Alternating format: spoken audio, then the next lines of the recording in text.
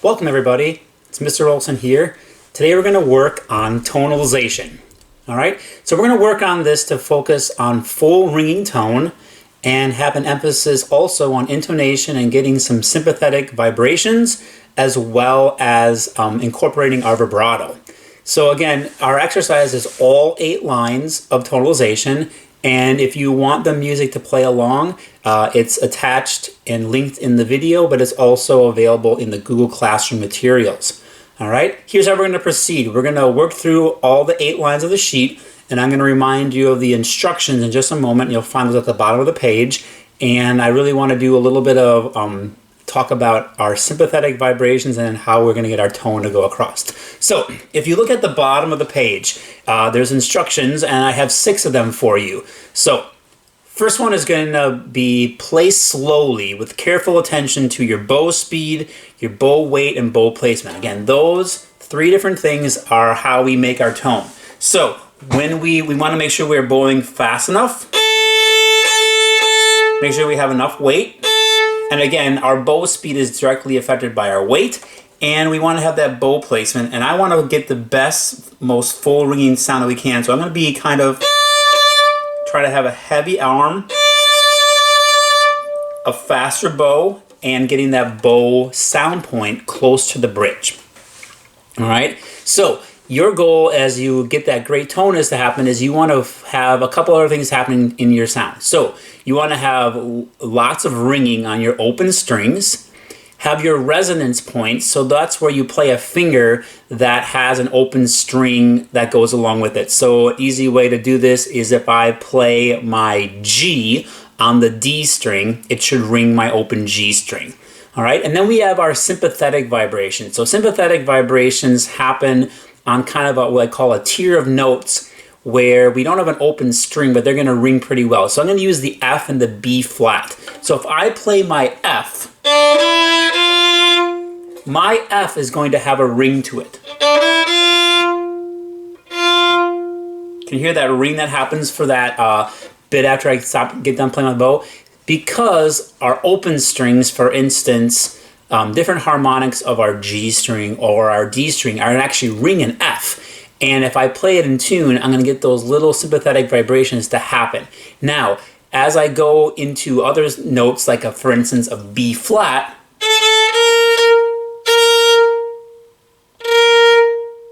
that has a little ring on it as well. And we're going to have those on our instruments. There are notes like, for instance, the F sharp, which is going to ring a little bit more on a violin than it would like on a cello or viola.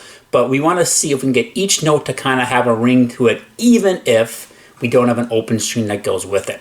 Okay, so also add on vibrato to as many notes as you can. If you want help with vibrato, definitely see the vibrato tutorials. And when you get to the octave section, you're trying to have both notes agree. So the higher octave is going to vibrate twice as fast as the lower octave. So for instance, if I was playing the A, open A violin, the octave above that with a 3rd finger on the E string is going to be vibrating twice as fast. So 880 hertz as opposed to A440. And then the harmonic section is, you're going to try to play the half note, and the note is going to be that same pitch but not in the harmonic range. Depending on your instrument and depending on the measure, it's a little bit different as we go through like the cello and the bass. So follow your music. I'm going to be playing on the violin, so definitely adjust your octaves and your orchestration, your range for the instrument that you're playing. And this is a great exercise. Once you're like, I get this figured out, you can go through this pretty fast if you'd like to, as a way to test your speed, your accuracy with all these different arpeggios. So we're gonna give this a try, and we're gonna start at the top of the page with the G major. I'm going to put a metronome. Sometimes I'm going to just jump to the next line like I would in class, and sometimes I'm going to pause for a moment. So don't be freaked out if I do that. And again, you can take a tempo that makes sense to you, but I'm going to kind of guide you through it. Play along if you wish. So I'm putting my metronome at 40 beats per minute, and you can kind of hear it go click, clock, I have the eighth note subdivision happening just so I don't rush too fast. All right, I'm gonna start with the G major.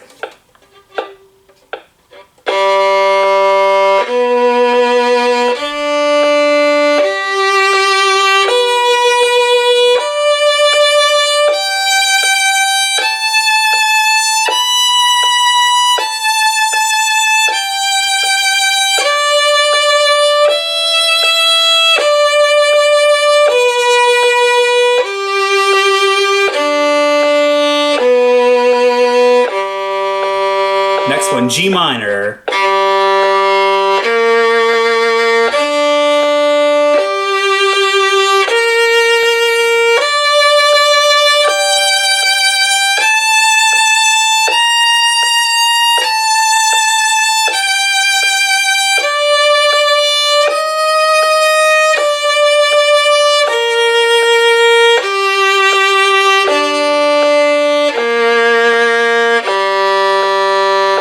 I'm going to pause for just a moment and keep that beat going. When we go to these different, like C major and C minor, some of you might be in a different part of your instrument, but be using some open strings and or shifting. Again, I'm doing this on the violin.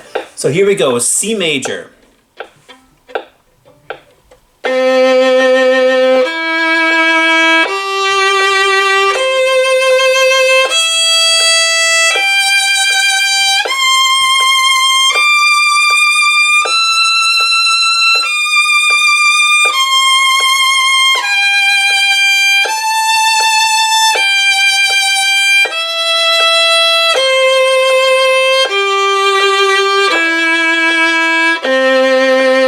C minor. Get all the flats.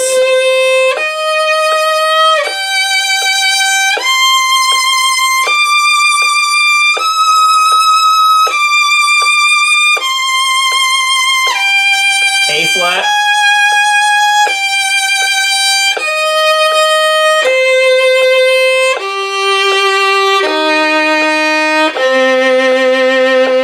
All right, the next one, F major and F minor. This is the place where you can listen to a lot of those sympathetic vibrations. C's should ring, F's should ring.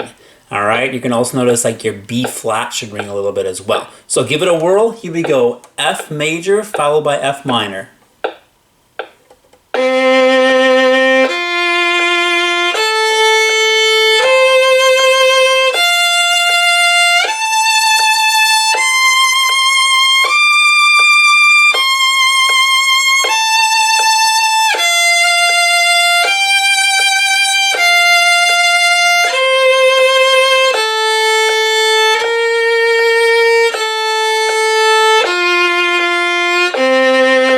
Four flats, F minor.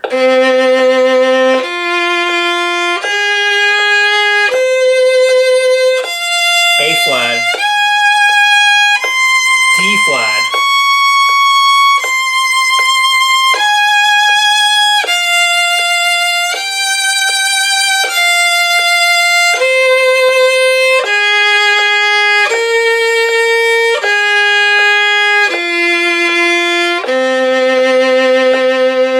All right, and now we're going to add in some octaves and harmonics. All right, do your best to make the division where it makes sense for your instrument. Here we go, octaves.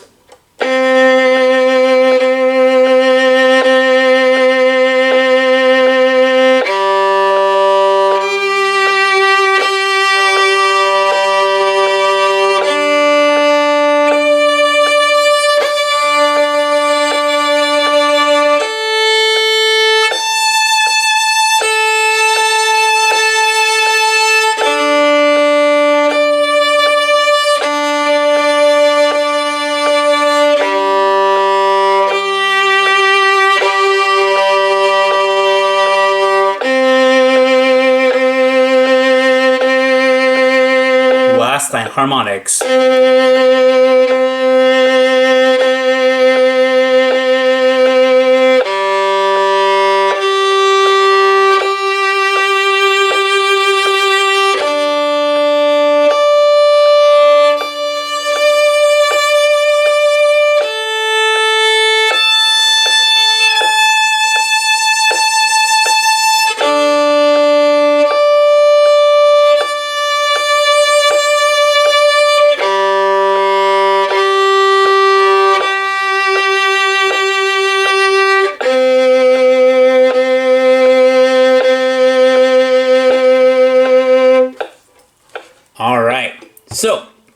We went through all those lines. Again, if you want to, you can definitely work on playing it faster, or you can divide up different lines however it makes sense for you. Maybe you want to work on the F minor line by itself. Maybe you want to work on the F major and F minor.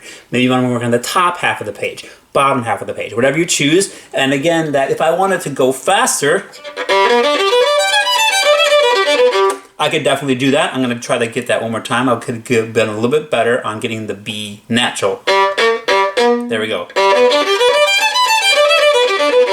All right, and you could work on it as a arpeggio exercise to actually work on your tone and your intonation, but at a faster tempo. Now, if that 40 beats per minute was too fast for you, obviously slow it down. All right, maybe not even putting a metronome with it. Maybe even going super duper slow. How does my vibrato sound?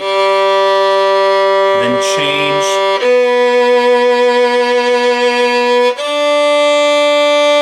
Where I'm not even worried so much about the rhythm, I'm worried about the tone and intonation on each note. So those are all good ways to go through this.